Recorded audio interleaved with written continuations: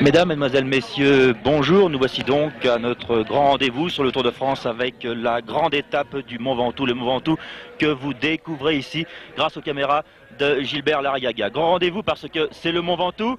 Grand rendez-vous aussi parce que nous avons retrouvé la plus grande partie de nos moyens HF qui nous manquaient depuis Rennes. Grande étape enfin parce que c'est un peu en souvenir de Tom Simpson, mort ici même il y a 3 ans sur les pentes du Mont Ventoux. Vous en souvenez certainement. Tom Simpson, le grand champion britannique, décédé ici le 13 juillet 1967. Il y a donc 3 ans. Cette 14e étape menait les coureurs de Gap au Mont Ventoux, 170 km. Ils étaient 106 ce matin au départ de Gap, puisqu'aussi bien le Belge Van Springel n'a pas été autorisé par le docteur Judet à reprendre la course, ayant été victime hier d'une chute assez grave. Il souffrait d'une double fracture de la face. Il y a décidément beaucoup d'accidents dans ce Tour de France, puisque aujourd'hui, un autre coureur a été victime d'un accident assez grave. Il s'agit du Hollandais Nuland, qui est tombé à 60 km de l'arrivée. Il souffre d'une fracture de la jambe gauche. C'est l'un des nombreux accidents qui ont émaillé, hélas, ce Tour de France. Dans quelques instants, nous allons retrouver les hommes de tête. Il y a quelques instants, ils étaient 2. Nous allons certainement les découvrir dans quelques instants. Ici, l'arrivée au sommet du Ventoux, le dernier virage. Voici donc les motos qui suivent les hommes de tête. Nous allons découvrir certainement ces hommes de tête derrière Félix Lévitan. Les voici. Il s'agit du Portugais Agostinho, me semble-t-il, et de Eddy Merckx. Agostinho et Eddy Merckx qui sont souvent ensemble depuis quelques jours. Dès que Merckx attaque, Agostinho tente de le suivre, et dès que Agostinho attaque, c'est au tour d'Eddy Merckx de le surveiller de très près. Nous sommes ici, je pense, à une douzaine de kilomètres de l'arrivée, 12 ou 13 kilomètres du sommet du Mont Ventoux. Une escalade qui fait 21 kilomètres depuis le bas de Bédouin. 21 km, il en reste un peu plus de la moitié. Effectivement, nous sommes à 12 km de l'arrivée en compagnie du Portugais Agostinho à gauche sur votre écran, qui porte son maillot de champion du Portugal, vert et jaune, et à droite Eddy Merckx, porteur bien entendu du maillot jaune depuis de nombreuses étapes. Eddy Merckx donc qui mène le plus souvent ici devant Agostinho. Plutôt, les deux hommes roulent côte à côte. C'est le meilleur moyen d'escalader ce terrible Mont Ventoux. Daniel, vous avez certainement des derniers renseignements sur les écarts derrière les deux hommes de tête, bien sûr. À une vingtaine de secondes, on trouve en effet Raymond Poulidor avec Pintens, avec Peterson, avec Schiavone et avec Ubrecht, entre autres. D'ailleurs, Raymond Poulidor était sorti du peloton avec Eddy Merckx, mais il n'a pas pu suivre le train du Belge, qui a été rejoint quand même après un petit exploit par deux hommes, Van Impe et Agostinho, mais Van Impe à son tour a dû céder. Vous voyez d'ailleurs que l'allure de Merckx est très rapide. Il n'avait pas trouvé ce Ventoux difficile quand il l'a reconnu quelques semaines avant le départ du Tour de France. C'est pourquoi il part à bonne allure avec un braquet de 42-24 comme braquet le plus petit, mais il ne doit pas être sur le 24 dents d'ailleurs là, parce que ce ne sont pas les pourcentages les plus forts qu'il est en train de gravir actuellement. Vous voyez qu'il a un braquet plus grand que cela et qu'Agostinho a du mal à tenir sa roue. Il faut dire que dans la traversée de Bédouin, donc au pied du Mont Ventoux, 4 hommes avaient pris les devants pour éviter d'être rejoints trop rapidement par Eddy Merckx et par Agostinho certainement. Il s'agissait de Guimard, de Polidori, de Danguillaume et de Labourdette. Polidori a été le premier à être décroché. Guimard, Danguillaume et Labourdette sont restés pendant 2 ou 3 kilomètres en tête. Puis Eddy Merckx est revenu ici en compagnie du Portugais Agostinho. Eddy Merckx qui a déjà remporté de nombreuses étapes ce Tour de France et qui voudrait en ajouter une nouvelle ici au sommet du Mont Ventoux qui se dresse à plus de 1900 mètres. Eddy Merckx qui roule sur le plus petit braquet, comme vous l'a dit Daniel, nous ne sommes pas encore dans le pourcentage le plus dur. En moyenne, la montée du Mont Ventoux fait 7%, mais il y a des passages à 14%, et cela devient évidemment très très dur. C'est la 7e fois que le Tour de France emprunte le Mont Ventoux. C'est en 1951 que les coureurs ont escaladé pour la première fois les pentes de ce Mont Ventoux. En 1951 donc, que le Tour de France osait enfin aborder ce Mont Ventoux, mais la description que certains coureurs en avaient fait était telle que la montagne accouchait d'une souris. Vous en souvenez peut-être, les favoris franchissaient le sommet groupé en moins d'1 minute. Lazaridès devant Bartali, Geminiani, Barbotin, oui, Coblet et Louison Bobet. Ce dernier s'enfuyant après la descente sur la route d'Avignon. Toujours à un peu plus de 10 km de l'arrivée, Eddy Merckx et Agostinho, alors que l'un des soigneurs de l'équipe de Gribaldi Frimatic est en train d'arroser Agostinho pour lui offrir un peu de fraîcheur sur ces pentes très ensoleillées du Ventoux. Jean de Gribaldi, le directeur sportif de l'équipe qui porte son nom au volant de sa voiture. Une équipe qui comprend notamment Agostinho, bien entendu, Frey, Gauthier, Ghisellini, le grimpeur de la Côte d'Azur qui devrait être dans son élément ici. Eddy Merckx qui mène, là c'est évident, le plus souvent devant le Portugais Agostinho. La deuxième fois que les coureurs ont emprunté les pentes du Ventoux, c'est en 1952.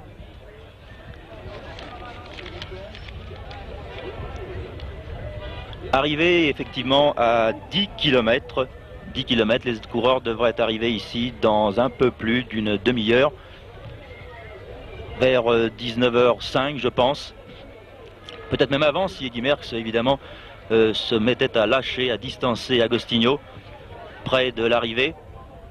10 km c'est long et c'est très dur ici, il fait très chaud aujourd'hui sur les routes du Tour de France et sur les pentes du Mont Ventoux.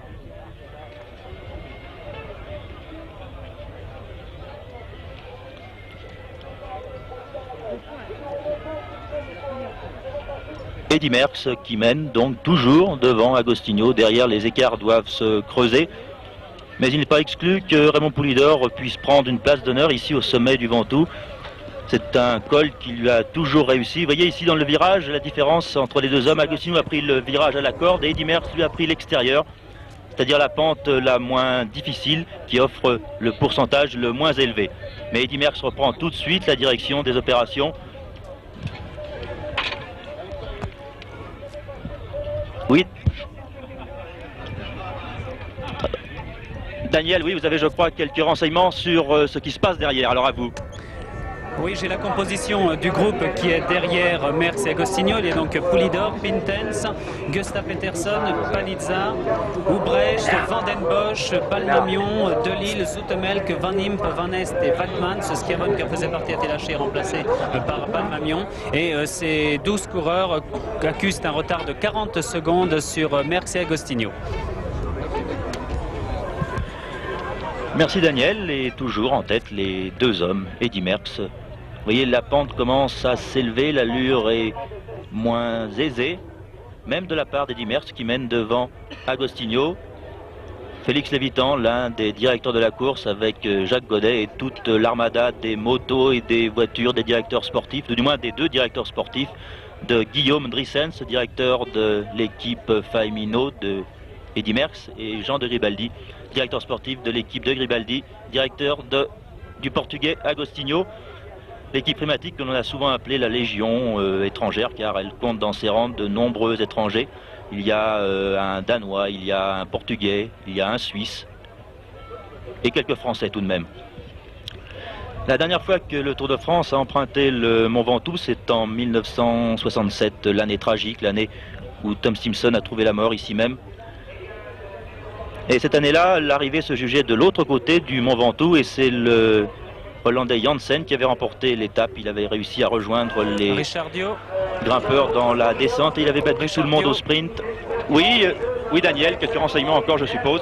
Oui, Balmamion a été lâché du groupe de poursuite et il a été remplacé dans ce groupe par le grimpeur espagnol Galdos qui s'était révélé sur les routes du Critérium du Dauphiné Libéré en France et par Lucien Aymar qui est donc en train d'effectuer une bonne ascension. Et ces hommes ont près d'une minute de retard maintenant sur les deux premiers.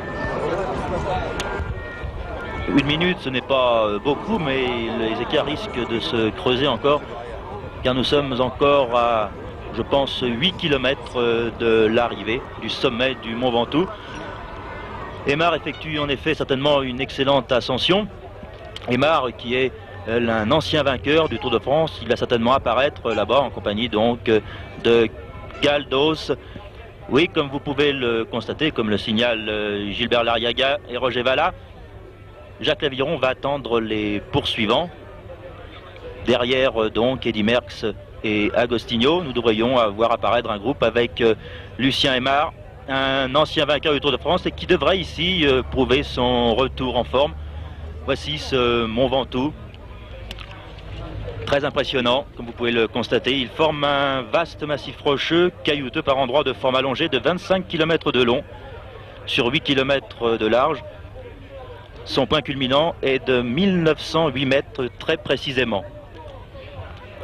Au sommet, il y a un observatoire, il y a aussi un centre de diffusion ORTF qui permet de couvrir, comme l'a signalé tout à l'heure notre ami Roger Valla, qui permet de couvrir toute la vallée du Rhône jusqu'au contrefort du Massif central, le Comte-Avesnes et une partie de la Haute-Provence. Vous savez tout. Voici les poursuivants derrière Merckx et derrière Agostinho. Il me semble que c'est vraiment Poulidor qui se trouve à droite ici et qui emmène ce groupe. Ce n'est pas sûr encore. Je suppose que Jacques Laviron va s'approcher de ces deux coureurs. Poulidor, effectivement, Isier à gauche. Poulidor qui est, comme je vous l'ai dit tout à l'heure, toujours à l'aise. Non, c'est Van Impe à gauche, pardon. Van Impe et Poulidor. Poulidor souvent à l'aise sur les pentes du Mont Ventoux, un col qui lui réussit toujours, mais qui ne lui permettra certainement pas, hélas, de remporter ce Tour de France 1970 dominé de la tête et des épaules par Eddy Merckx, le phénomène belge. Raymond Poulidor de son allure caractéristique avec Lucien Van Impe à gauche, Gandarias derrière. Raymond Poulidor qui a plus de 34 ans est toujours là. Van Impe, il y a aussi Delisle. Vous avez vu là au fond, oui, Poulidor. Le numéro 28, Van Impe, le numéro 100. Voici un Italien qui n'est autre que... Non, un Hollandais, un Belge, pardon, Ubrecht. Un Italien ici. Et là, c'est un coureur de l'équipe Lejeune. Poulidor toujours avec Van Impe, Delisle à gauche qui s'asperge, qui se rafraîchit et qui boit en même temps. Ils sont à peu près une dizaine ici. Gandarias au milieu de la route avec Van Impe. Poulidor toujours sur la droite. Delisle qui monte sur ses pédales à gauche.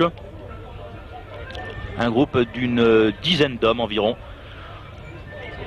Je n'ai pas vu Lucien Aymar, mais il est certainement là, je suppose, avec Galdos.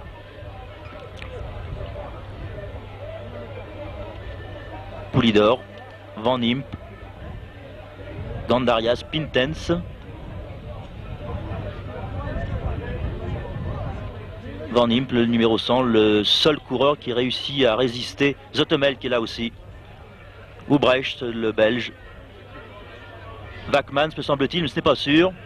Il y a là le champion d'Espagne, Linares, qui avait réussi à battre Eddy Merckx, vous vous en souvenez, sur le circuit de Forêt.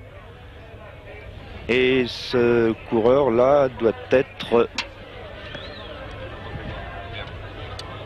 Non, ce n'est pas Ottenbro, je ne pense pas que ce soit Ottenbro qui soit là, non. Lucien Aymar, le voici, légèrement décroché.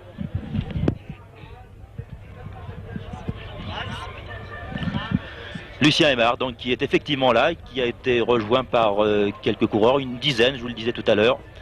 Lucien Aymar qui semble souffrir un peu, là il a dû être légèrement décroché par ses adversaires et par Raymond Poulidor. Oui, effectivement, légèrement... Van den Bosch est là aussi. Van den Bosch, le grand Van den Bosch, vous avez vu juste devant Lucien Aymar. Un autre homme, c'est Balmamion. Distancé, voici Franco Balmamion, 2 fois vainqueur du Tour d'Italie, 3e du Tour de France il y a quelques années, qui est décroché lui aussi. Vous voyez, les écarts commencent à se creuser, les hommes commencent à être fatigués. Jacques Godet est très content de retrouver nos moyens chefs, nous aussi. Balmamion, lui, est moins heureux de retrouver le Mont Ventoux. Lucien Aymar, là, qui vient d'être de nouveau légèrement décroché. Merci Jacques Laviron de remonter. Peterson, Van den Bosch, Panizza, Il y a là aussi Vakmans, Pintens, Zotemelk, Poulidor, Ubrecht. Il n'y a pas Linares, je me suis trompé certainement car il serait encore là s'il était là il y a quelques instants. Galdos est là également, c'est le 42 à droite sur votre écran. Le 105, là c'est Pintens. Derrière Van Imp. Ubrecht, le belge de l'équipe Salvarani. Poulidor, qui conduit toujours le groupe de 10 hommes derrière Merckx et Agostinho. Je suppose que l'aviron va aller rejoindre les deux hommes de tête.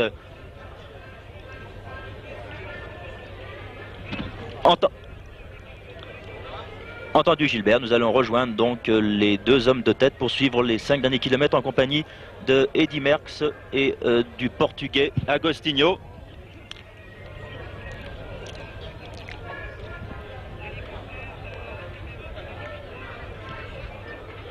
Bien entendu Gilbert, nous n'avons qu'une seule moto émettrice sur la course. Nous n'avons pas la moto 2 qui pourrait rester avec le peloton. Nous n'avons que celle de Jacques Aviron qui rejoint Agostinho, mais Agostinho est seul, donc Merckx est certainement devant. Voilà, Agostinho a été lâché. Nous allons assister à un nouveau festival d'Eddy Merckx. Agostinho a quelques difficultés ici. C'est l'endroit, l'un des endroits les plus difficiles de ce Mont Ventoux. Voilà, l'écart est creusé. Nous allons rejoindre Eddy Merckx. Nous ne pourrons pas voir l'écart très précis car il nous manque également le caméraman de l'hélicoptère. Mais nous sommes ici de nouveau avec Eddy Merckx. Décidément l'extraordinaire Eddy Merckx. Nous ne trouvons plus d'adjectifs pour qualifier ses performances dans ce Tour de France qu'il domine décidément. Au classement général, Eddy Merckx compte plus de 6 minutes d'avance sur le second Zotemelk et il est probable que ce soir cet écart va approcher les 10 minutes. Peut-être que Eddy Merckx au fond essaie de battre un record. Certains disent qu'il arrivera à Paris avec 30 minutes, une demi-heure. Ce n'est pas impossible, il lui reste encore toutes les étapes de montagne des Pyrénées. Il lui reste aussi la fameuse étape contre la montre entre Versailles et Paris le dernier jour, 54 km. Et là, il peut faire aussi un écart décisif. Oui, certainement, Daniel, pour les écarts entre Merckx et Agostinho, entre Agostinho et le peloton, je suppose. Je n'ai rien à vous cacher, je vais même vous les donner tout de suite. 30 secondes de retard pour Agostinho. D'ailleurs, on a pu en juger tout à l'heure avec la remontée de notre caméraman de l'Aviron. Et puis 1 minute 40 secondes de retard. Ça en fait peut-être 2, même maintenant, étant donné l'allure à laquelle grimpe Eddy Merckx. Environ 2 minutes donc de retard pour le groupe de Raymond Poulidor, Van Imp et Galdos et Raymond Delille, notre ancien champion de France qui est très brillant, qui ne croyait pas être un coureur du Tour de France, mais qui s'améliore chaque jour et qui prend ses responsabilités maintenant de leader au sein de l'équipe Peugeot. À vous, Richard. Oui, 2 minutes d'écart. Comme je vous le disais, les écarts se creusent entre Eddy Merckx et Agostinho d'une part, et entre Agostinho et le peloton des 12 coureurs qui essaient de limiter les dégâts. Je crois que c'est ce qu'ils peuvent faire aujourd'hui encore derrière le fantastique Eddy Merckx, qui ne monte pas une allure facile comme les grands grimpeurs de jadis, comme Charlie Gaulle, comme Bahamontes, comme Jiménez, le dernier grand grimpeur, mais qui est de toute façon terriblement efficace quand la route monte. Eddy Merckx qui va se retrouver ici au sommet du Ventoux dans quelques minutes avec quelques minutes de plus d'avance au classement général. Il est probable que ce soir, son avance atteindra 8 ou 9 minutes sur Zotemelk, sur Poulidor, qui est 5e à plus de 11 minutes, qui va se retrouver ce soir à près d'un quart d'heure d'Eddy Merckx. Guillaume Drissens, le directeur sportif de Eddy Merckx, qui lui donne quelques conseils, là, certainement, et un spectateur anonyme qui tend une boisson et de l'eau.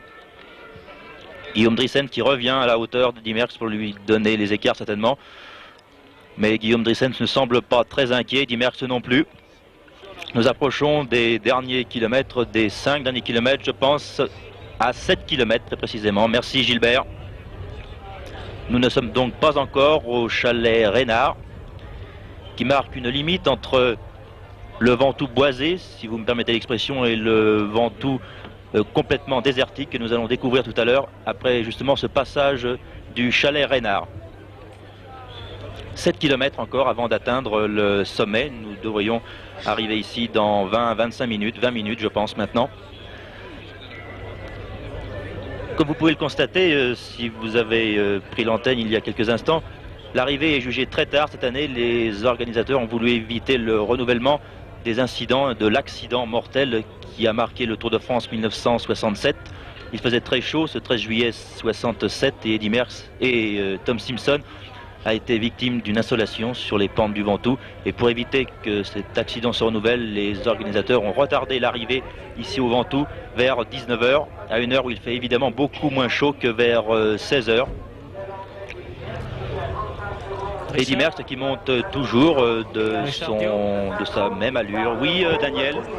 Oui, les écarts sont maintenant les suivants. 35 secondes de retard pour Joachim Agostinho et puis 1 minute 50 pour le groupe des poursuivants, le groupe que nous appellerons Poulidor. Vous voyez que dans quelques instants, ça fera bien les 2 minutes qu'on avait annoncées tout à l'heure.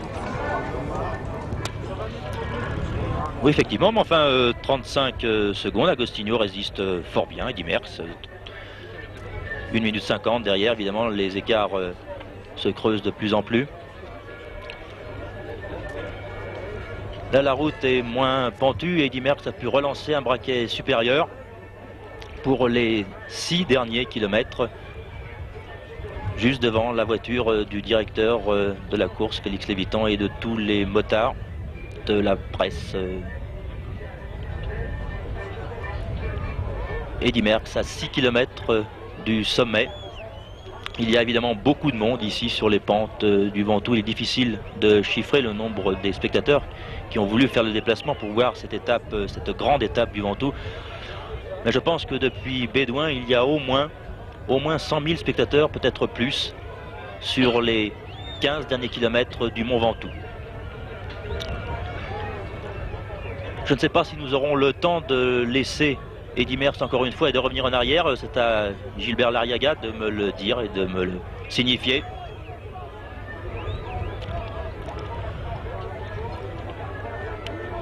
Avec Eddy Merckx toujours à Albéric Bénard me signale que l'écart entre Merckx et Agostinho est passé maintenant à 1 minute. Eddy Merckx a pris donc 25 secondes en moins d'1 kilomètre à Agostinho. Les écarts se creusent. Nous allons laisser Eddy Merckx pour voir ce qui se passe derrière. Nous allons certainement voir apparaître Agostinho, à moins que le Portugais soit rattrapé par le petit groupe de 10 coureurs, oui, qui étaient derrière les 2 hommes de tête tout à l'heure. Agostinho n'est toujours pas là. Il y a maintenant près de 30 secondes que Eddy Merckx est passé ici dans ce virage. Voici le Portugais là-bas au fond qui apparaît. Je pense qu'il n'est plus très loin maintenant. 45 secondes pour Eddy Merckx ici. Voici Agostinho, 50 secondes. La minute ne sera certainement pas loin. Il y a 1 minute pour le Portugais Agostinho. 1 minute d'Eddy Merckx, bien sûr, qui est toujours seul en tête à 6 km de l'arrivée. Je pense que nous avons encore le temps d'attendre le petit groupe de Poulidor. D'accord Gilbert, alors nous allons attendre ce petit groupe mené par Poulidor, par Van Impe, par Pintens. 1 minute 15 que Merckx est passé. Certainement dans un peu plus de 45 secondes, nous allons voir apparaître ce groupe de chasse emmené par Poulidor, par Galdos, par Gandarias, par Van den Bosch. Je ne sais pas si Aymar a réussi à conserver le contact. En tout cas, Belmagnon, lui, a été lâché. Voici ce Mont Ventoux avec l'ombre de l'observatoire ici à gauche. Vous voyez, c'est vraiment un massif impressionnant. Et l'émetteur de l'ORTF. Le groupe des 12 à 2 minutes très précisément, donc les écarts à 6 km de l'arrivée. En tête Merckx, à 1 minute Agostinho et à 2 minutes le groupe Poulidor. Je pense d'ailleurs que Poulidor est toujours là. Gandarias là à gauche, Van Impe, Poulidor, le voilà. Il est toujours avec Van Impe, c'est lui qui assure le train, qui contrôle ce groupe à 2 minutes bien sûr. Galdos à gauche. De gauche à droite, Galdos, Van Impe, Poulidor. Un homme là-bas essaye de reprendre la tête, c'est Raymond Delille qui accélère très nettement ici. À 6 km de l'arrivée, Van Impe a pris son sillage. Poulidor est en 3e position, Zotomel qui est là aussi, Pintens, le petit rouquin. Bachmann, ce que vous reconnaissez peut-être à sa mèche blanche. Poulidor, Van Impe, de Lille. Les trois hommes assurent le train. Derrière Agostinho en deuxième position, que nous allons peut-être rejoindre maintenant avec Jacques Aviron, avec la moto aimée dans ce Tour de France 70, ces immenses possibilités de coureurs par étape. C'est un grimpeur remarquable. Voici le chalet Reynard à 6 km de l'arrivée. Eddy Merckx est passé ici il y a quelques instants, 6 km très précisément. Nous allons rejoindre d'abord Agostinho. Jacques Aviron va s'infiltrer entre les voitures des directeurs sportifs à droite et les voitures de la presse à gauche. Voilà, c'est fait. Nous allons nous porter à la hauteur d'Agostinho. Voici le Portugais, toujours à 1 minute de Merckx. Il monte d'une allure régulière, il ne se désunit pas du tout.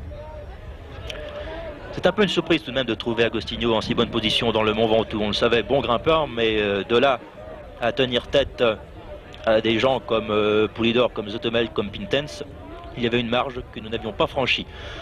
Eddy Merckx, lui, a franchi certainement le cap des 5 km. Vous voyez, décidément beaucoup de monde. Quand je disais 100 000 spectateurs tout à l'heure, j'étais peut-être encore très loin de la vérité. Eddy Merckx a encore creusé l'écart, vous le voyez.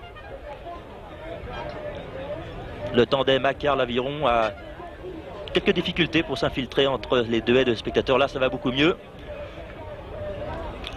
Et nous allons voir réapparaître Eddy Merckx, voilà, là-bas, devant la voiture de Félix Lévitan. La route est relativement large et en bon état, et l'Aviron peut fort bien passer entre les voitures. Richard? Oui, Daniel, les derniers écarts, je suppose. Alors, à 55 secondes, il y a Agostinho.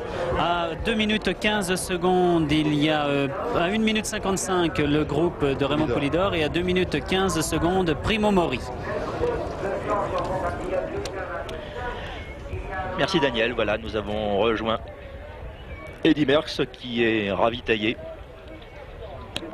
par un spectateur anonyme, ce qui permet aux champions belges de se rafraîchir. Car malgré l'heure tardive, il fait encore assez chaud ici sur le Ventoux.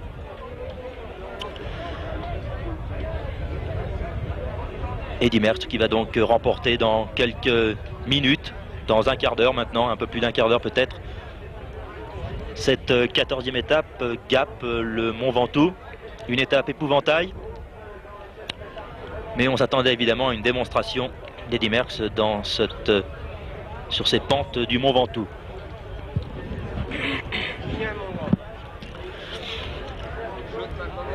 « 5 km de l'arrivée maintenant. Voilà. Vous venez de voir le panneau indiquant les 5 derniers kilomètres de l'ascension du Mont Ventoux.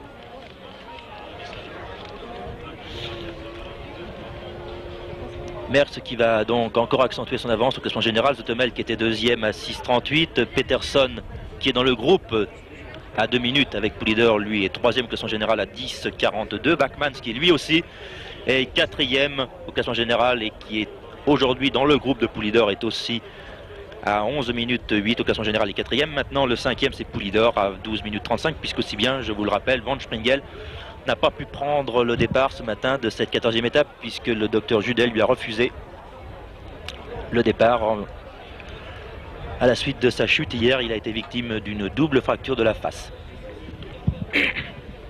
1 minute d'avance maintenant pour Eddy Merckx sur Agostinho et 2,15 comme vous l'a dit Daniel tout à l'heure sur le groupe de Raymond Poulidor. Pas vrai.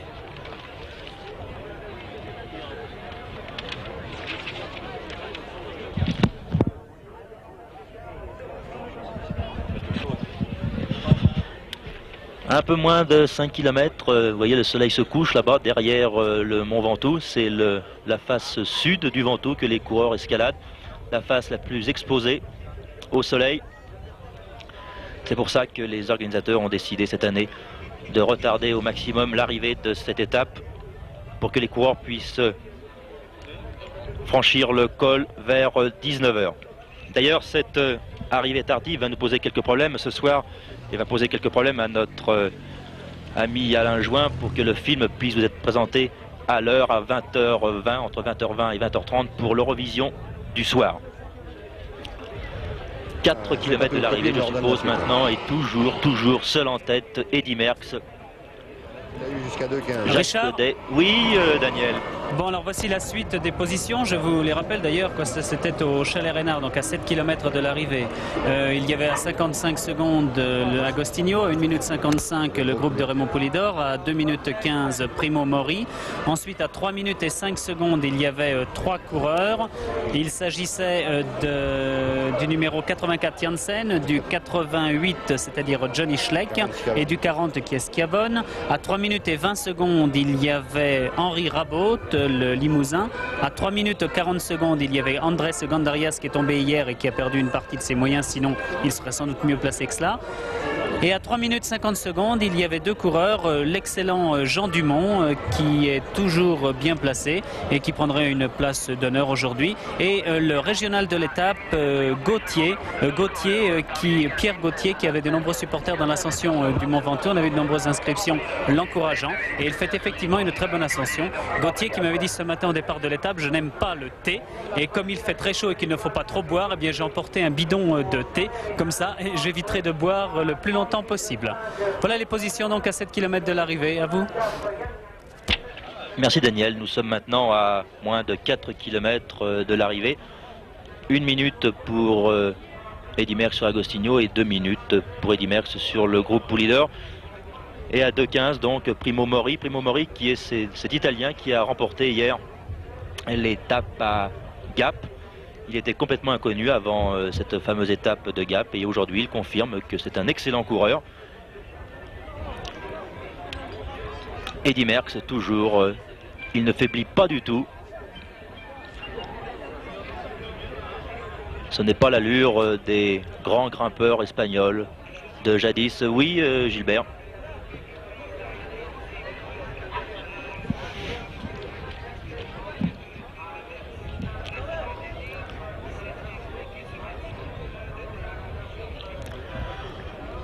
Oui, notre caméraman Jacques Aviron ne peut pas toujours se mettre trop près d'Eddy Merckx, car c'est évidemment interdit. Il entraînerait le champion belge, et il faut dire que Eddy Merckx n'a pas besoin de ça pour s'affirmer le meilleur de ce Tour de France. 3 km de l'arrivée maintenant. D'ailleurs, les spectateurs commencent à l'apercevoir, je suppose, là-bas dans les virages, dans les derniers virages avant l'arrivée, ici à près de 1900 mètres. Les coureurs s'élèvent de 1500 mètres en 21 km. Vous voyez, c'est un col très très dur. Pourcentage moyen 7% avec des passages à 14%. Évidemment, pour cette étape, pour cette escalade du Ventoux, les coureurs ont utilisé des petits développements, des petits braquets, certains allant même jusqu'à 25, 24 ou 25 dents à l'arrière. Merci l'Aviron. Devant, les coureurs utilisant des plateaux de 44 ou 45. C'est-à-dire en fait des braquets de montagne, des braquets qu'utilisent les professionnels maintenant dans les Alpes et dans les Pyrénées, dans le Ventoux et dans le Puy-de-Dôme.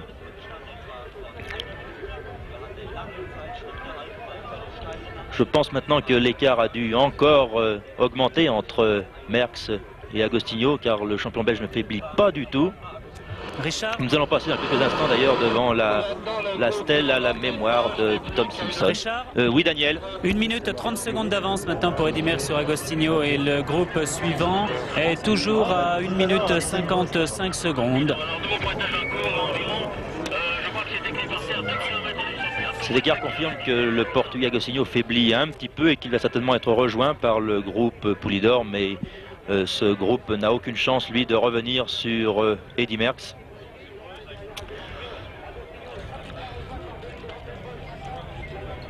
Qui poursuit toujours sa chevauchée solitaire ici sur les Ventoux. Vous avez vu tous les motards de la presse.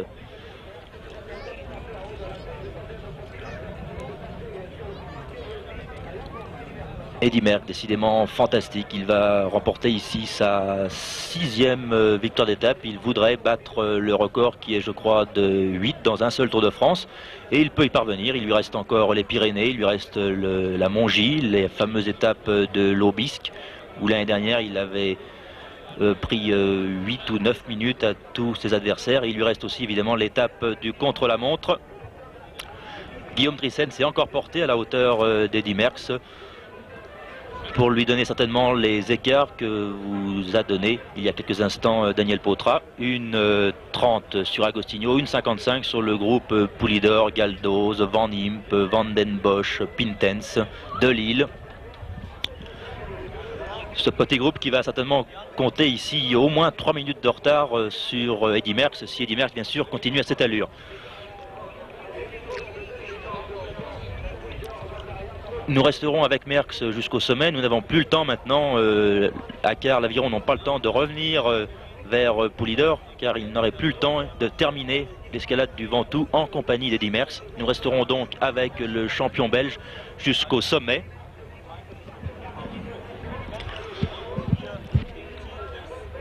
À 2 km de l'arrivée, je pense maintenant. Dans 5 ou 10 minutes peut-être maintenant au maximum.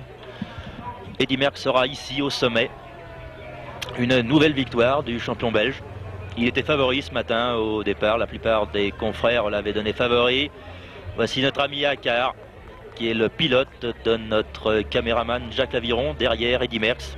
Eddy Merckx, je vous disais, qui était le favori de nos confrères et même de Robert Chapat, que vous avez vu ici à gauche. De la plupart de nos confrères de la presse écrite et de la presse parlée. Comme autre favori, certains avaient désigné aussi Poulidor, car Poulidor a toujours réussi dans le Ventoux. Il avait remporté une étape du Tour de France en 1965, ici même, l'année où Gimondi devait remporter son premier Tour de France, le premier Tour de France auquel il participait. 2 km de l'arrivée. Notre ami Lambert, juste derrière, Lambert de François, juste derrière Eddy Merckx, 2 km.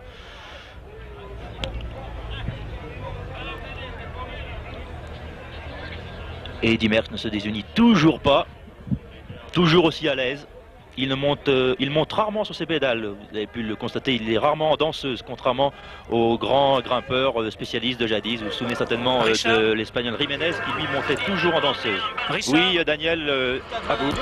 Eh bien, apparemment, il se passe quand même quelque chose dans cette course, contrairement à ce que l'on pourrait croire. Ce n'est pas un cavalier seul d'Eddy Merckx, car Merckx est en train de perdre du temps sur le groupe par rapport au groupe des poursuivants qui vient de rejoindre Agostinho et qui n'a plus qu'1 minute et 40 secondes de retard sur Eddy Merckx.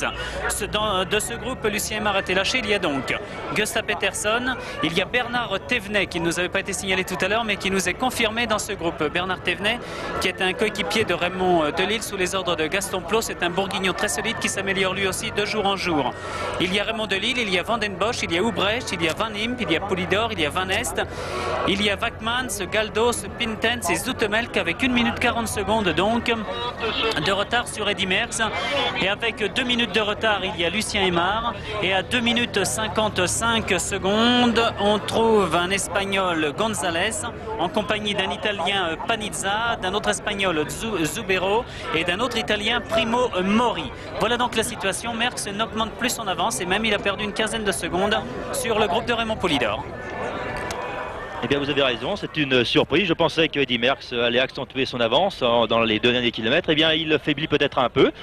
Au fond, comme nous le disaient la plupart des grands favoris du Tour, avant le départ du Tour, Merckx est battable. Il ne sera pas battu, bien sûr, ici au sommet du Ventoux, mais enfin, il ne creusera pas des écarts terribles ici au sommet de ce Mont Ventoux.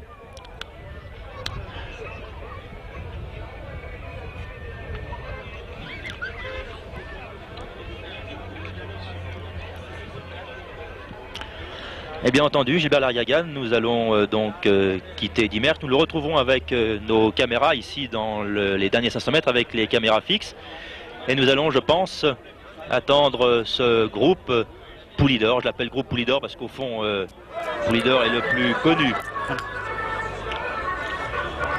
Eddy Merckx va passer, je pense, dans quelques instants devant la stèle ici à la mémoire de Tom Simpson.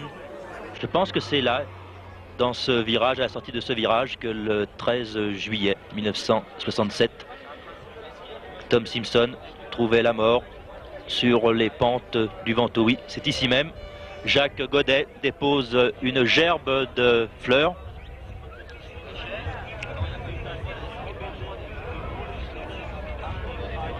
Eddy Merckx vient de passer devant cette stèle à la mémoire de Tom Simpson. Eddy Merckx qui poursuit son chemin. Nous sommes à moins de 1500 mètres de l'arrivée. Je pense que nous allons, comme l'a dit Gilbert Largaga, nous allons quitter Eddy Merckx et nous allons suivre le groupe Poulidor. C'est maintenant Félix Lévitan qui s'est mis derrière le champion belge. Un peu plus d'1 kilomètre maintenant. Eddy Merckx va certainement gagner cette étape, mais pas avec les écarts que l'on escomptait il y a quelques kilomètres. Oui, Daniel. Oui, il faut surtout signaler parmi le groupe derrière Eddy Merckx qu'il n'y a pas Italo Zilioli qui risque d'être le grand perdant de la journée et il risque de perdre sa place parmi les premiers du classement général. Italo Zilioli qui n'est pas dans le groupe de contre-attaque. C'est toutefois la composition de celui-ci que l'on nous a communiqué est exacte et je pense qu'elle l'est. À vous. Oui, effectivement, d'ailleurs, la composition de ce groupe est exacte, alors que Merckx, lui, vient de passer sous la flamme rouge, sous la banderole rouge indiquant le dernier kilomètre. Il a accéléré un petit peu, vous avez vu au moment de passer sous la flamme rouge du dernier kilomètre. Et effectivement, Merckx n'est tout de même pas très à l'aise. Ce n'est pas là le grand Merckx que l'on avait connu l'année dernière dans le Ballon d'Alsace, que l'on avait revu dans l'Aubisque. Il est peut-être un peu fatigué par la débauche d'efforts qu'il a fait en début de saison dans les classiques belges, notamment dans le Tour d'Italie. Il faut savoir que Merckx a disputé le Tour d'Italie et qu'il dispute maintenant sa deuxième grande course à étapes, le Tour de France. Et il est peut-être un peu fatigué là. Bien sûr, il gagnera cette étape certainement. Mais si ses adversaires voulaient bien l'attaquer plus souvent, eh bien je pense que Eddy Merckx serait plus souvent en difficulté. Un dernier kilomètre assez pénible. Mais s'il est pénible pour Merckx, il sera aussi pénible pour les autres qui sont derrière, pour Agostinho, pour le groupe Poulidor.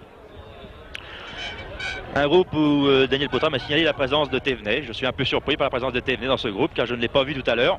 Et à moins que Thévenet soit revenu de l'arrière, ce qui n'est pas impossible. Eddy Merckx à 600 ou 700 mètres de l'arrivée maintenant.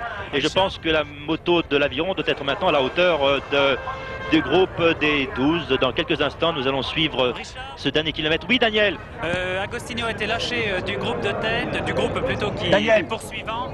Et il y a 1 minute 30 secondes de retard. Merci Daniel, voici ce groupe de Poulidor emmené ici par Van den Bosch. Il doit y avoir Van Impt qui est toujours là à gauche, le petit Van Impt et le grand Van den Bosch. Van den Bosch qui doit faire au moins 20 cm de plus que... Alors que Delille a démarré ici, mais Van Impt qui est décidément très à l'aise le rejoint aussitôt. Van den Bosch, Wackmans, Poulidor qui est toujours là, Peterson et Thévenet peut-être ici. Wackmans, ici un Ubrecht le belge, Van den Bosch l'ancien équipier d'Eddy Merckx l'année dernière qui est passé dans l'opposition. Van Impt qui a repris la tête après le démarrage de Delille, le numéro 13 c'est Delille. Van den Bosch qui est aussi un excellent grimpeur en dépit de sa très grande taille, mais comme il est très mince, il peut hisser sa grande carcasse assez facilement au sommet des grands cols. Van den Bosch à gauche, Van Impt, vous voyez, qui a failli s'accrocher avec le champion belge, alors que nous retrouvons ici Eddy Merckx qui se retourne dans les 300 derniers mètres de l'escalade du Mont Ventoux. Un Eddy Merckx qui semble assez fatigué, ça se confirme ici dans les derniers mètres de ce Mont Ventoux. Vous voyez la foule incroyable qui s'est postée ici au sommet. Eddy Merckx qui va donc remporter cette 14e étape. Un dernier virage à bas 200 mètres et ce sera fini pour ce Mont Ventoux. Plus que 200 mètres pour Eddy Merckx qui va donc remporter cette 14e étape. Gap le Mont Ventoux, une 6e victoire pour le phénomène belge. Une fantastique victoire ici au sommet de ce col qui culmine à 1900 mètres. Une fantastique victoire en tout cas. Et une nouvelle victoire du maillot jaune. Le maillot jaune au sommet du Mont Ventoux, on ne pouvait pas rêver mieux. Voilà les derniers 50 mètres, le dernier virage ici. Et voilà, Eddy Merckx arrive. Vous voyez, il a quand même quelques difficultés. C'est la première fois que nous le voyons ici en danseuse. Il sprinte carrément là pour franchir les 20 derniers mètres. Voilà, premier donc Eddy Merckx, vainqueur de cette 14e étape. C'est fini, il remporte ici une nouvelle victoire. Nous allons connaître dans quelques instants les écarts entre Eddy Merckx et ses suivants. Il semble très fatigué, Eddy Merckx. Richard. Oui, Daniel, mais je crois, peut-être pas tout de suite, car les coureurs arrivent derrière le petit Bachmann. Non, Eddy Merckx, pour le moment, il faut encore attendre quelques instants. Qui a été légèrement décroché. Van Den Bosch est là. C'est Van Den Bosch, je pense, qui va prendre la deuxième place, afin que Van Impe se montre le plus rapide. Dans les 200 derniers mètres, Van Impe à gauche et Van Den Bosch. Van Impe à droite et Van Den Bosch à gauche. Bachmann, c'est ici, à 200 mètres. Dans quelques instants, le sprint de Lille est là, en 5e position. Le sprint pour la deuxième place dans une centaine de mètres, le dernier virage ici. Et il n'y aura plus que 50 mètres. Van Den Bosch, me semble-t-il. Oui, c'est bien lui qui a légèrement distancé Van Impe. C'est donc Van Den Bosch qui va prendre la deuxième place derrière Eddy Merckx. Donc premier Merckx, deuxième Van Den Bosch qui franchit la ligne ici. Troisième Lucien Van Impe. À moins que Van Impe ne revienne, ce serait la surprise de ces 100 derniers mètres. Mais non, je ne pense pas. Deuxième Van Den Bosch, troisième Lucien Van Impe. L'Aviron et Accart sont arrivés ici en compagnie des deux coureurs. Martin Van Den Bosch qui s'effondre lui aussi à l'arrivée. Voici Galdoz, l'Espagnol Galdoz, l'un des meilleurs grimpeurs de ce Tour de France avec Gandarias qui a été légèrement distancé tout à l'heure.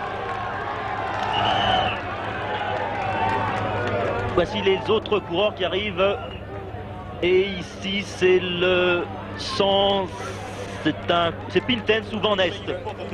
Van Est, je suppose, qui va arriver. Oui, Daniel, vous m'entendez peut-être avec Eddy Merckx. Je suis en compagnie d'Eddy Merckx, juste derrière la caméra. Il suffirait peut-être qu'il se retourne pour que nous puissions le voir. Il y a quand même énormément de monde ici. Il est vrai, toujours aussi difficile de se rapprocher d'Eddy Merckx. Eddy, ça y est, vous avez remporté donc votre 6e victoire d'étape et c'était la plus difficile? Ben, la plus difficile, je ne sais pas. Elle était difficile, bien sûr, mais je crois que tous les coureurs sur le Ventoux se font mal, aussi bien moi que les autres. Vous aviez trouvé à l'entraînement que ce col n'était pas si terrible que cela, mais en course, c'est autre chose, sans doute. Ben, écoutez, autre chose, je crois que je savais ce que c'était le Ventoux et de ce fait, c'est vraiment pas déçu. Eddy, voilà, il est vraiment impossible de s'approcher d'Eddy Merckx. Tellement la foule est compacte autour de lui. Vous avez pu entendre, je voulais lui demander seulement une dernière fois, Eddy, vous semblez avoir mal à la gorge, Eddy Merckx. Eddy Merckx qui avait la voix légèrement enrouée. Si on va s'approcher de lui pendant qu'il va sur le podium. Oui, ça y est, Richard. Oui, non, je devais vous interrompre car plusieurs coureurs sont arrivés. Vous avez certainement vu tout à l'heure un petit drame à l'arrivée. Je vous disais que Van Den Bosch semblait très fatigué. Effectivement, nous ne nous sommes pas trompés. Il s'est effondré et s'il a été emporté, je ne pense pas que ce soit très très grave. Mais enfin, Van Den Bosch a subi une défaillance ici au sommet du Ventoux. C'est le deuxième de l'étape, le troisième étant Lucien Van Impe. Et pendant que je regardais Van Den Bosch, plusieurs coureurs sont arrivés. Alors que Daniel, vous êtes certainement avec un coureur. Je vous ai complètement perdu, alors à vous, au hasard. Retard. Bon, je crois que...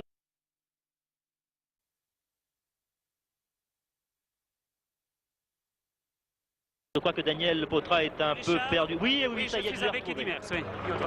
C'est pas possible. C'est pas possible. Je sais pas. Oui, Eddy Merckx a des difficultés pour respirer. Vous vous en rendez compte peut-être d'ailleurs quand nous parlons, on entend d'ailleurs notre propre souffle dans le micro. On a du mal à reprendre souffle nous-mêmes.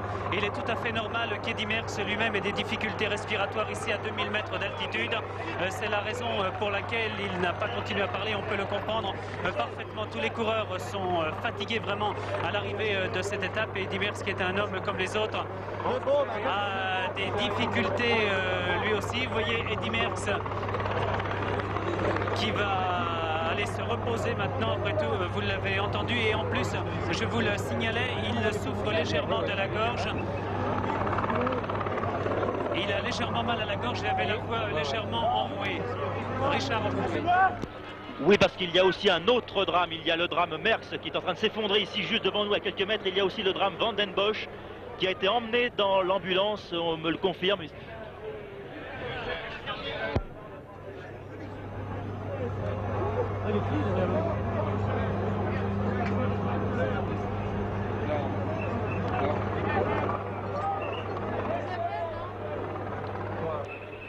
Eddy Merckx qui vient de s'effondrer devant nous.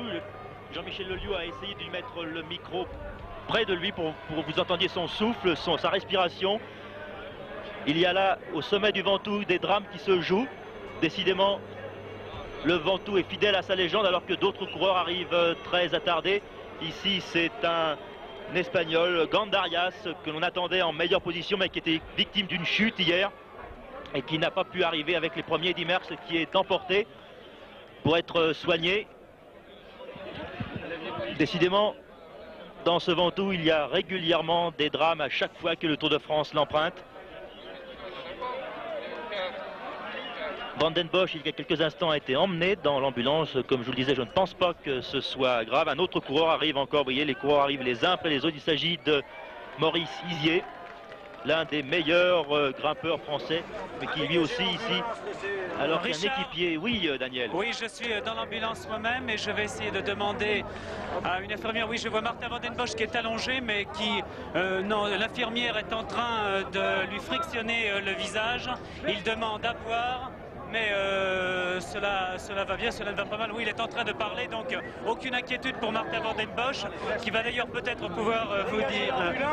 Aucune inquiétude pour Martin Van den Bosch, pas d'inquiétude non plus pour Eddy Merckx qui est en train, qui est allongé là-bas au fond de l'ambulance et qui, je crois qu'on lui fait respirer un peu d'oxygène pour le remettre. Mais Martin Van den Bosch lui est en train de demander à boire maintenant. Il se relève.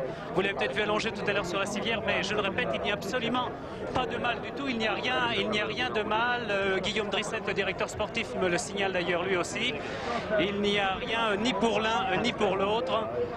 Ils sont allongés l'un et l'autre dans l'ambulance. Ce sont des photos que vous verrez peut-être dans vos journaux demain, puisqu'il y a de nombreux photographes ici. Mais il ne faut nourrir aucune inquiétude. À vous, Richard, pour la suite, et je vais m'enseigner plus précisément. Eh bien, c'est le résultat des efforts fournis dans les derniers kilomètres de ce Mont Ventoux, alors qu'un autre coureur arrive ici. Il s'agit de Labourdette, le Pyrénéen, un grimpeur pyrénéen, et qui lui a quelques problèmes aussi pour se hisser dans les derniers mètres du Mont Ventoux. Donc le premier Merckx, le deuxième Van den Bosch ont été victimes de défaillances, mais comme vous l'a dit Daniel Potra il y a quelques instants, des défaillances sans graves conséquences. D'autres coureurs arrivent, Frey, le Danois Morgens Frey, le recordman du monde des amateurs. Vous voyez qu'il y a beaucoup de mal à terminer son étape ici. Ici, c'est un coureur de l'équipe Frimatic. Il s'agit de Grelin, un jeune professionnel français. Alors que nous commençons nous aussi à avoir quelques problèmes ici avec notre respiration. Décidément, à 1900 mètres, c'est très dur pour tout le monde. Schutz, le luxembourgeois, et un coureur de l'équipe BIC qui est tout simplement Luis Ocaña. Ocaña qui aura montré beaucoup de courage sur ce Tour de France. Il souffre terriblement depuis 3 ou 4 jours et il ne veut pas abandonner. Il veut aller jusqu'à Paris et surtout traverser sa bonne ville de Mont-de-Marsan en tenue de coureur cycliste. C'est tout à son honneur. D'autres hommes qui sont poussés ici, mais ce n'est pas bien grave, les écarts sont tellement importants. Il s'agit de Rolf Wolschol, qui a été l'attaquant numéro 1 de ce début d'étape, qui voulait certainement essayer de prendre les devants pour ne pas concéder trop de minutes au sommet, mais qui n'a pas réussi. Eddy Merckx ne laissait passer personne. Ici encore un coureur belge de l'équipe Ferretti, Van Vlierberg, qui n'est pas un spécialiste de la montagne et qui arrive très attardé. Tous nos confrères de la télévision, Adriano Dozzan, l'italien, Théo Matti, le belge, Fred De Bruyne, l'autre belge, et lui qui parle flamand, alors Jean-Michel Lelio et Daniel Potra qui va se trouver quelque part dans la foule, peut-être avec Merckx, avec Van den Bosch, je suppose. Richard, oui, je suis à côté de Guillaume Drissette qui va pouvoir rassurer les supporters d'Eddy Merckx. Rassurer les supporters d'Eddy Merckx. Oui, c'est très bien, il doit rester tranquille 5 minutes, puis ça, on va sortir. Voilà, il est donc toujours allongé alors que l'on fait respirer aussi, on met aussi un masque à oxygène sur le visage de Martin Van den Bosch, deux coureurs qui ont fourni beaucoup d'efforts. Merckx et Van den Bosch sont en train de respirer de l'oxygène actuellement. Mais ça, c'est un phénomène que l'on a connu souvent à Mexico en particulier. À vous, Richard. Merci Daniel. Alors qu'un groupe de 20 coureurs se trouve encore à 1 km de l'arrivée, vous l'avez vu tout à l'heure. Des coureurs qui vont arriver très attardés ici au sommet du Mont Ventoux. Vous voyez les écarts qui ont pu se creuser en 21 km d'ascension, alors que c'est l'ambulance, je suppose. C'est tout du moins notre ami Gilbert Lariaga qui me signale que c'est l'ambulance. Oui, effectivement. Van den Bosch se trouvait quelque part par là et Eddy Merckx certainement aussi. Mais encore une fois, pas d'inquiétude pour les deux champions belges. Ils ont été victimes de défaillances normales après un effort terrible sur les pentes du Mont Ventoux à près de 2000 mètres d'altitude. Comme vous le disait Daniel, c'est une conséquence de l'altitude. On a vu ça à Mexico. Le peloton, enfin tout du moins ce qu'il en reste du gros peloton, dans le dernier kilomètre, je suppose, une vingtaine de coureurs qui vont arriver ici maintenant avec plus d'un quart d'heure de retard. Oui, Daniel. Richard. Oui, à vous. Oui, je suis à côté du docteur Dumas qui vient de soigner Eddy Merckx. Docteur Dumas. Non, mais Eddy Merckx comme l'autre sont fatigués, c'est une grosse fatigue, c'est normal. Mais c'est rien de dramatique, heureusement. Non, ça ira. Vous lui avez mis un masque à oxygène. Oui, mais ça avait assez la fatigue, ne vous inquiétez pas. Les médecins ont pris la tension des deux hommes aussi. Qu'est-ce qui est passé de M. Merckx? Ça va bien. Ils sont en train de prendre la tension des deux hommes, les pulsations aussi, mais je vois les deux visages, je vois le visage de Merckx comme celui de Van den Bosch qui sont très lucides et ils se reposent simplement. Ils sont bien contents d'être allongés, c'est tout ce que l'on peut dire pour le moment. Ils sont bien contents d'être allongés après leur effort, après tout. Ils sont aussi bien ici qu'au milieu de la foule qui les empêcherait vraiment de respirer convenablement. Oui, je vois les docteurs qui se retournent, qui font un signe. Cette fois, la tension est normale, les pulsations aussi. Oui, me disent les 4 médecins du Tour de France qui sont là. Le docteur Judet, le docteur Bouteille, le docteur Dumas. Et oui, je vois encore une fois le visage d'Eddy Merckx. Il y a une couverture sur lui, mais le médecin qui vient de lui prendre ses pulsations et sa tension me confirme, oui, que tout va bien. Merci Daniel. Donc pas d'inquiétude pour Eddy Merckx, le vainqueur de cette étape du Mont Ventoux. Il a subi une défaillance normale après un effort terrible. Mais comme il nous l'avait semblé l'être tout à l'heure dans les derniers kilomètres, Eddy Merckx était très fatigué. Ça a été confirmé à l'arrivée, mais il a quand même remporté cette étape devant Van den Bosch, le troisième étant le Belge Lucien Van Impe. Évidemment, Eddy Merckx conserve le maillot jaune. Ici, Riot qui arrive en compagnie de Polidori. Et le reste du peloton va se présenter ici. Voici les autres coureurs avec Huysmans à gauche, l'équipier de Merckx. Huysmans, l'un des équipiers du maillot jaune. Vous voyez, les coureurs sont très fatigués. C'est une étape terrible. Des Italiens avec notamment Godefroot, il y a là Antonis. Donc ici au sommet du Mont Ventoux, alors que le peloton arrive avec près d'un quart d'heure de retard, c'est Eddy Merckx qui a remporté cette étape du Mont Ventoux devant Van den Bosch et Van Impe.